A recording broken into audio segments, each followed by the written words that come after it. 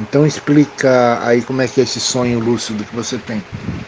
É como se eu fechasse os olhos eu tô sonhando, mas quando eu abro eu não tô. E Mas eu você tá dormindo ou não tá acordado? tô acordado. Consegue ver o sonho? Consigo. Igual eu? Uhum.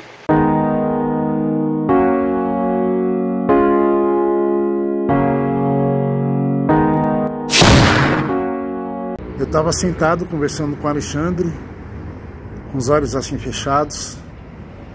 Eu estava um pouco cansado. Aí eu comecei a contar o meu sonho. Comecei a narrar do nada. Eu não sei porquê. Aí o Alexandre me perguntou: o que é que você está fazendo? Aí eu respondi: eu estou sonhando. Ele: como assim? Você está acordado? Como é que você está sonhando? Eu falei: eu estou sonhando, eu sonho acordado. Daí ele ficou espantado. E eu me espantei mais ainda, porque eu achei que todo mundo sonhava acordado. E eu comecei a perguntar para as pessoas se elas sonhavam acordado. E todo mundo para quem eu perguntei disse que não. Que para sonhar tinha que estar dormindo. Aí eu fui pesquisar na internet. Eu não achei muita coisa não. Depois de muita busca, muito estudo, muita pesquisa, eu encontrei hipnagogia. Hipnagogia é o quê? É quando você está em alerta, você não está nem dormindo, nem acordado, você está naquele intermediário. E aí que acontece a hipnagogia, você começa a sonhar. E eu consigo narrar meu sonho com a pessoa do lado em plena consciência. Eu estou consciente de onde eu estou, de quem eu sou. Eu fecho os olhos assim e eu começo a visualizar o meu sonho. Agora o engraçado, uma coisa que eu percebi, os meus sonhos, pelo menos quando eu estou nesse estado de hipnagogia, eles não têm som, só imagens. Mas eu vejo as imagens assim perfeitamente. Ora um pouco mais lúcidas, ora um pouco mais opacas, mas eu consigo ver as imagens, as cores. E é estranho. Conversando com o Pietro outro dia, eu percebi que ele também tem a mesma sensação que eu, de sonhar acordado. E foi a única pessoa até hoje que eu conheci que consegue ter essa mesma sensação que eu tenho. Então tem horas que eu me acho muito parecido com ele. É como se eu estivesse me vendo criança na imagem dele.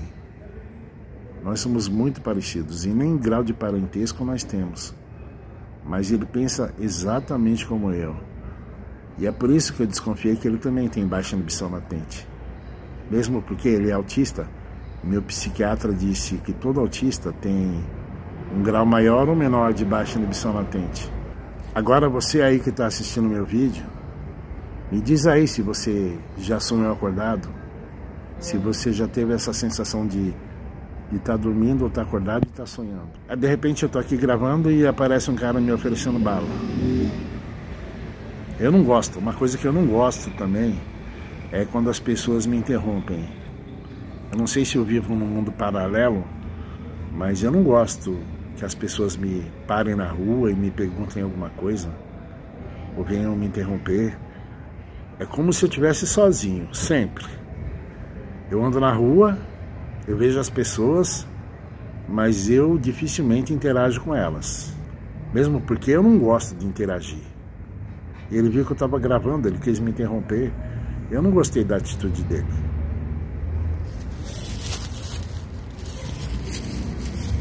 Eu vou pesquisar um pouco mais sobre hipnagogia e vou relatar aqui para vocês o que eu achei. Hipnagogia. O que é? É um estado de transição entre estar acordado e adormecer. E quando que ocorre? Nos minutos iniciais do sono, antes de adormecer completamente. E quais são os sintomas? Alucinações visuais ou auditivas, como ver luzes ou ouvir sons que não existem, sensação de queda, espasmos musculares, pensamentos desconexos, ideias criativas, sensação de paralisia, rara, mas possível. E qual é a causa da hipnagogia? É atividade cerebral alternada durante a transição para o sono. Não é uma doença. E a consequência? Normal e inofensiva na maioria dos casos. Pode ser usado até para estimular a criatividade ou consciência de sonhos. Um resumo visual da hipnagogia. O tipo é um fenômeno natural da mente. E quando que ocorre? Ao adormecer. Sintomas principais: alucinações, espasmos, criatividade. É perigoso? Não. Então eu acho que é algo que eu não preciso me preocupar muito. E eu não sei se isso tem a ver com a baixa inibição latente ou com alguma outra coisa, algum outro transtorno que eu possa ter, ou TEA. Eu estou me autodescobrindo e esse canal está sendo uma mão na roda para isso. E tem uma outra situação também associada à hipnagogia que é diferente da primeira. Nessa primeira que eu citei, eu estou consciente, eu consigo me mexer, eu só fecho os olhos e eu consigo visualizar o meu sonho. Agora, na segunda situação, eu já fico paralisado, mas aí não acontece no início do sono, pelo menos para mim.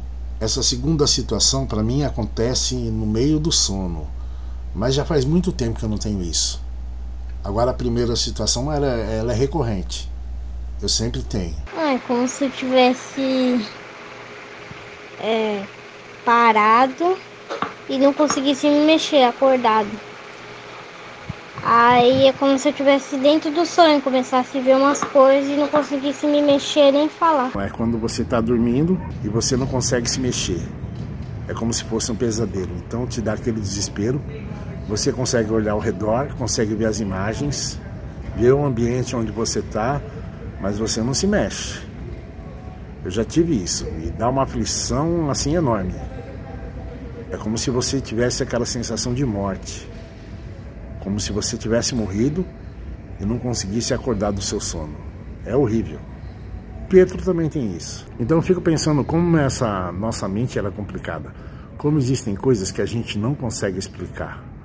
Coisas que passam desapercebidas às vezes e a gente não tem consciência daquilo que a gente está pensando ou daquilo que a gente está vivendo, daquilo que a gente está fazendo. Parece que está tudo junto e misturado. Eu não sei se vocês também têm essa sensação. E essa sensação de confusão que a gente tem, ela deixa a gente meio assim paranoico.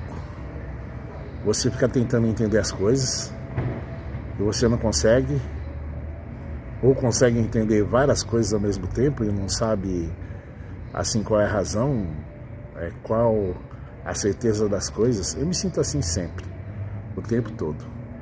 Eu fico buscando respostas. E quanto mais eu busco respostas, mais dúvidas eu tenho. E quando eu criei esse canal, para tentar me encontrar, para buscar os meus iguais. Pessoas parecidas comigo, pessoas que pensam mais ou menos igual a mim. É difícil, não existe ninguém igual, mas pessoas que pensam semelhante. E a minha intenção quando eu criei esse canal foi essa: encontrar pessoas semelhantes a mim, porque igual eu nunca vou encontrar. Não existe nenhum ser humano igual ao outro. Existem pessoas parecidas, que é diferente de igual. E o que é ser igual? É pensar parecido? É pensar semelhante? É pensar a mesma coisa? Ninguém pensa a mesma coisa. Cada um é um indivíduo diferente do outro. Cada cérebro reage de uma forma e cada mente tem uma percepção diferente das coisas. Como que eu posso ousar dizer que a tua percepção pode ser igual à minha? Ela pode ser parecida ou semelhante, mas nunca ela vai ser igual. Nós temos opiniões diferentes. Cada ser é um universo dentro de um outro universo ainda maior, e cujo nosso corpo é um outro universo menor, um micro-universo que está dentro da gente, que tem vida. São seres vivos que estão ali, os glóbulos, as células, as bactérias. Então existe um universo dentro da gente, existe a gente, existe um outro universo ainda maior, fora da gente. E nós não entendemos nenhum deles. Então eu jogo tudo isso para o universo na tentativa de achar respostas. Eu sei que eu não vou achar nenhuma delas, mas eu continuo tentando, porque na vida nada é certo, é tudo duvidoso. a gente não tem certeza de nada. Quando a gente nasce, a única certeza que a gente tem é de que a gente vai morrer um dia. O resto é tudo uma incógnita. É tudo um mistério que a gente não consegue desvendar, que muitas vezes a gente abraça sem saber o que está abraçando, e fica essa confusão na mente.